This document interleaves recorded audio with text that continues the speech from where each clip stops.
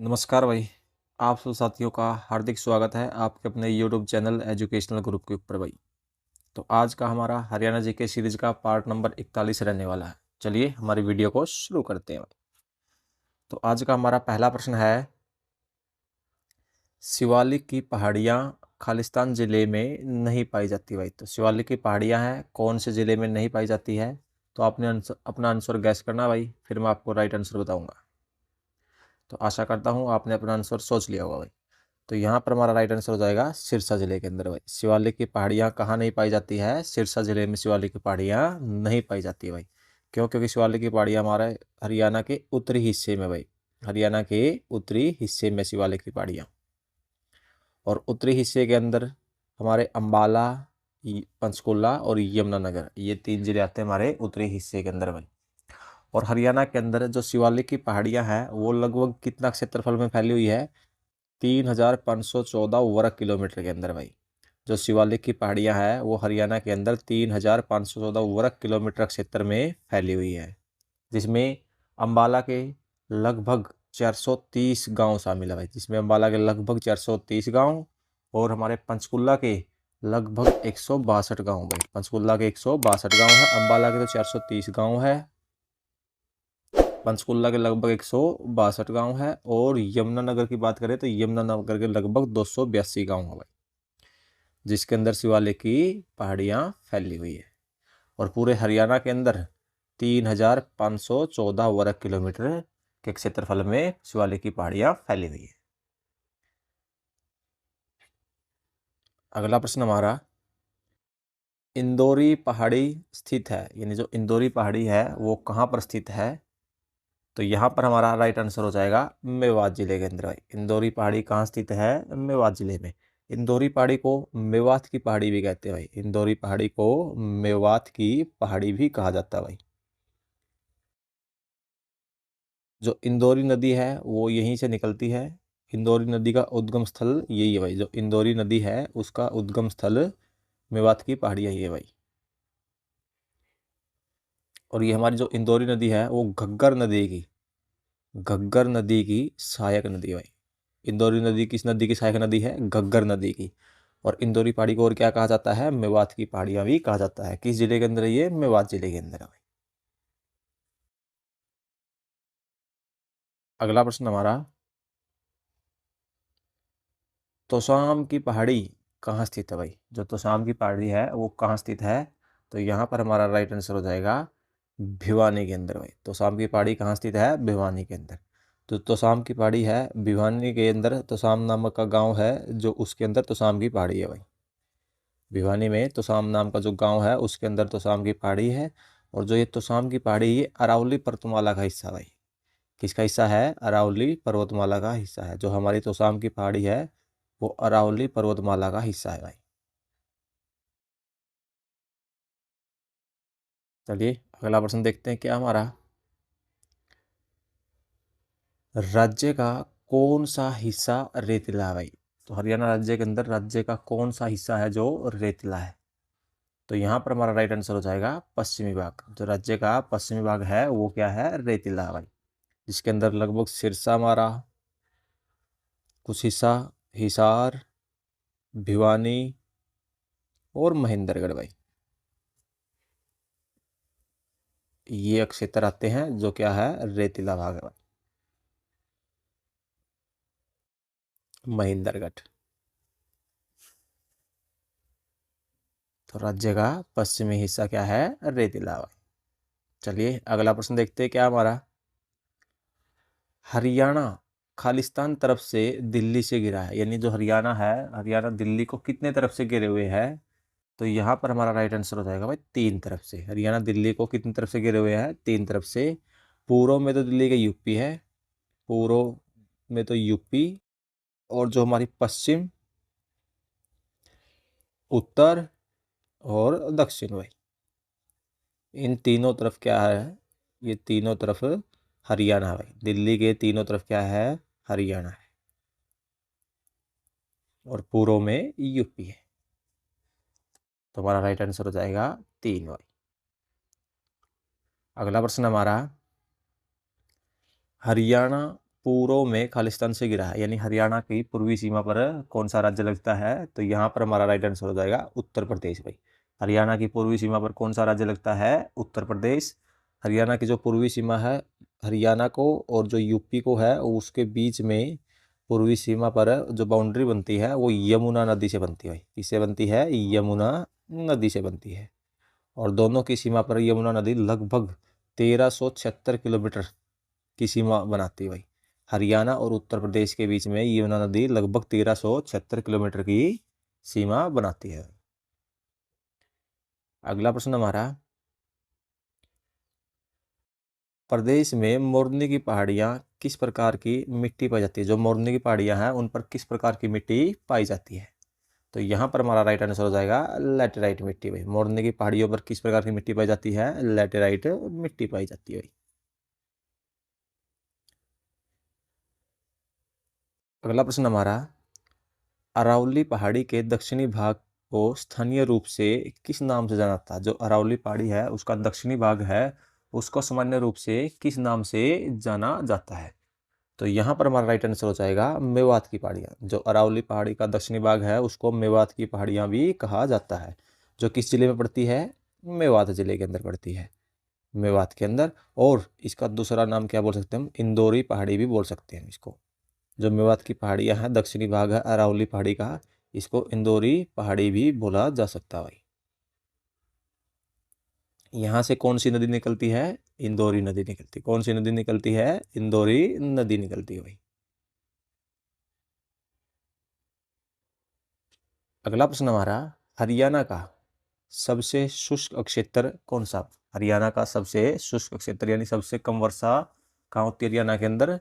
तो यहाँ पर हमारा राइट आंसर हो जाएगा महेंद्रगढ़ में भाई। हरियाणा का जो महेंद्रगढ़ जिला है सबसे शुष्क जिला है, इसमें सबसे कम वर्षा होती है। महेंद्रगढ़ को और क्या कहा जाता है? खनिजों का शहर भी कहा जाता है भाई। महेंद्रगढ़ को खनिजों का शहर भी कहा जाता है भाई। सबसे अधिक खनिज कहाँ होती है? महेंद्र के अंदर। सबसे अधिक ज्वार कहाँ होती है भाई? रोहतक में। सबसे अधिक ज्वार कहाँ होती है? रोहतक के अंदर। अगला प्रश्न हमारा, डॉक्टर जसवीर राठी ने अपनी पुस्तक an agriculture geography of Haryana में हरियाणा को कितने भागों में बांटा है? तो जो डॉक्टर जसवीर राठी ने अपनी पुस्तक एन एग्रीकल्चर जियोग्राफी हरियाणा के अनुसार हरियाणा को कितने भागों में बांटा है? तो यहाँ पर हमारा राइट आंसर हो जाएगा 8 भागों में। कितने भागों में बांटा है? 8 भागों में बांटा है।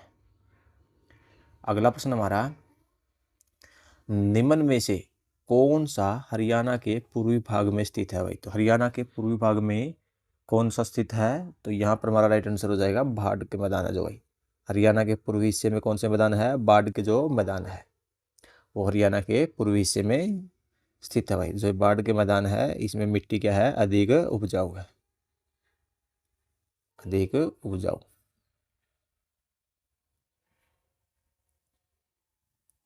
अगला प्रश्न हमारा, किस राज्य की सीमा हरियाणा से सटी हुई नहीं है भाई? तो कौन सा राज्य है जो हरियाणा राज्य के साथ सीमा साझा नहीं करता है? तो यहाँ पर हमारा राइट आंसर हो जाएगा गुजरात भाई। वो कौन सा राज्य है? गुजरात है जो हरियाणा से सीमा साझा नहीं करता है। चलिए अगला प्रश्न देखते हैं क्या हमारा। अगला प्रश्न हमारा, हरियाणा पूर्व में खालिस्तान से घिरा है, यानी हरियाणा की पूर्वी सीमा किससे लगती है? तो यहाँ पर हमारा राइट आंसर हो जाएगा उत्तर प्रदेश से भाई। हरियाणा की पूर्वी सीमा किससे लगती है? उत्तर प्रदेश से लगती है भाई।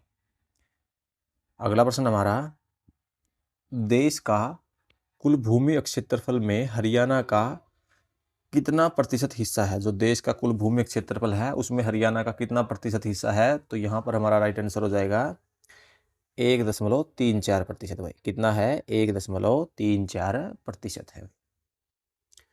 अगला प्रश्न हमारा, हरियाणा कितने राज्यों के साथ सीमा साझा करता है भाई? जो हरियाणा राज्य है वो कितने राज्यों के साथ सीमा साझा करता है?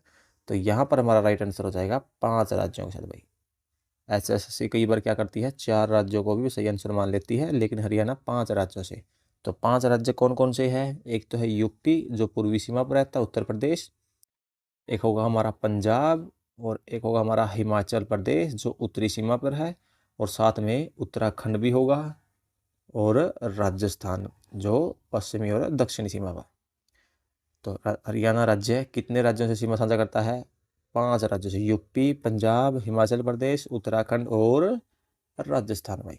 सबसे कम सीमा साझा उत्तराखंड के साथ, सबसे अधिक सीमा साझा राजस्थान के साथ। सबसे अधिक तो राजस्थान से और सबसे कम उत्तराखंड से भाई। लेकिन HSC क्या करती है, 5 की बजाय 4 उत्तराखंड वाली सीमा को ज़्यादा ध्यान नहीं देती भाई। तो अगर हमारे ऑप्शन में 5 है तो हम ऑप्शन नंबर 5 के साथ ही जाएंगे। अगला प्रश्न हमारा, हरियाणा में लोकायुक्त पोर्टल किस वर्ष लॉन्च किया गया? जो हरियाणा के अंदर लोकायुक्त पोर्टल था वो कब लॉन्च हुआ? तो यहाँ पर हमारा राइट आंसर हो जाएगा 2020 में भाई। लोकायुक्त पोर्टल कब लॉन्च किया गया? 2020 के अंदर। अगला प्रश्न हमारा, हरियाणा का कौन सा जिला राजस्थान के साथ सर्वाधिक लंबी सीमा बनाता है भाई? तो हरियाणा का वो कौन सा जिला है जो राजस्थान के साथ सबसे अधिक लंबी सीमा साझा करता है? तो यहाँ पर हमारा राइट आंसर हो जाएगा सिरसा भाई। तो वो कौन सा जिला है? सिरसा जिला है जो हरियाणा का राजस्थान के साथ सबसे अधिक लंबी सीमा साझा करता है। अगला प्रश्न हमारा, हरियाणा राज्य पूर्वी दिशा में खालिस्तान से घिरा है। जो हरियाणा राज्य है वो पूर्वी दिशा के अंदर किस चीज़ से घिरा हुआ है? तो यहाँ पर हमारा राइट आंसर हो जाएगा यमुना नदी से भाई। पूर्वी सीमा पर कौन सी नदी है? यमुना नदी है जो हरियाणा और उत्तर प्रदेश के बीच में सीमा का साझा करती है भाई। तो पूर्वी दिशा में किस चीज़ से घिरा हुआ है? यमुना नदी से भाई। अगला प्रश्न हमारा, भारत में हरियाणा राज्य की भौगोलिक स्थिति क्या है? भारत के अंदर हरियाणा राज्य की भौगोलिक स्थिति क्या है? तो यहाँ पर हमारा राइट आंसर हो जाएगा उत्तर मध्य भाई। क्या हो जाएगा? उत्तर मध्य। भारत के अंदर हरियाणा उत्तर मध्य में स्थित है भाई। जो हरियाणा के अंदर, भारत के अंदर हरियाणा की स्थिति है वो उत्तर और मध्य की तरफ है भाई। तो अगला प्रश्न हमारा, 2011 की जनगणना के अनुसार हरियाणा की जनसंख्या घनत्व कितना था? तो जो 2011 की जनगणना हुई थी उसके अनुसार हरियाणा का जनसंख्या घनत्व कितना था? तो यहाँ पर हमारा राइट आंसर हो जाएगा 573 व्यक्ति प्रति वर्ग किलोमीटर भाई। हरियाणा का घनत्व कितना था? 573 व्यक्ति प्रति वर्ग किलोमीटर। तो बात करें हरियाणा के राज्य के अंदर सबसे अधिक जनसंख्या घनत्व किस जिले का था? फरीदाबाद का भाई। 2011 की जनगणना के अनुसार हरियाणा में सबसे अधिक जनसंख्या घनत्व किसका था? फरीदाबाद का। वहीं पर बात करें हरियाणा के अंदर सबसे अधिक साक्षरता दर किसकी थी? गुरुग्राम जिले की भाई। सबसे अधिक साक्षरता दर कौन से जिले की थी? गुरुग्राम की। और सबसे कम साक्षरता दर वाला जिला था मेवात भाई। सबसे कम साक्षरता दर वाला जिला कौन सा था? मेवात।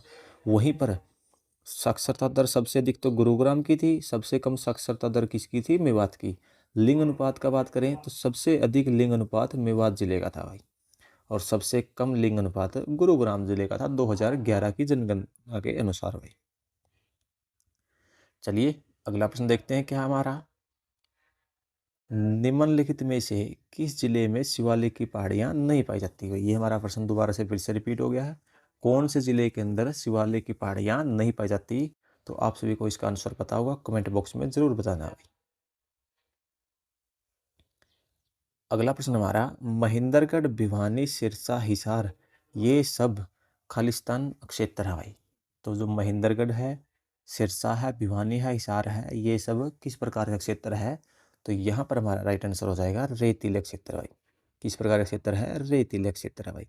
क्यों? क्योंकि ये हरियाणा के पश्चिमी हिस्से के अंदर आता है भाई। दक्षिणी पश्चिमी हिस्सा जो है उसके अंदर हरियाणा, भिवानी, महेंद्रगढ़ और आता है इसमें रेगिस्तान की सीमा नज़दीक लगती है भाई। जो रेगिस्तान राजस्थान के अंदर उसकी सीमा नज़दीक लगती है भाई। बात करें उपजाऊ मैदानी, जो बाढ़ के मैदान है हरियाणा के अंदर वो उपजाऊ मैदानी है, जो लगभग हमारा हरियाणा में कुरुक्षेत्र, यमुनानगर, कैथल का कुछ हिस्सा और करनाल का भाई। ये क्या है? उपजाऊ मैदानी बाढ़ मैदानी क्षेत्र हमारे। अगला प्रश्न हमारा, मारकंडा नदी द्वारा बनाए गए बाढ़ के मैदान क्या कहलाते हैं? जो मारकंडा नदी द्वारा बनाए गए बाढ़ के मैदान हैं वो क्या कहलाते हैं? तो हमारा राइट आंसर हो जाएगा बेट भाई। क्या कहलाते हैं वो? बेट कहलाते हैं। वहीं पर बात करें हम, घग्गर नदी द्वारा बनाए गए बाढ़ के मैदान क्या कहलाते हैं?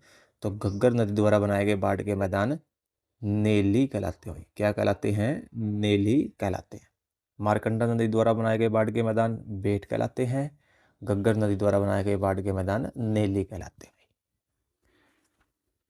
तो दोस्तों, आज की वीडियो के अंदर इतना ही। आशा करते हैं आपको वीडियो पसंद आई होगी। मिलते हैं आपसे नेक्स्ट वीडियो में भाई।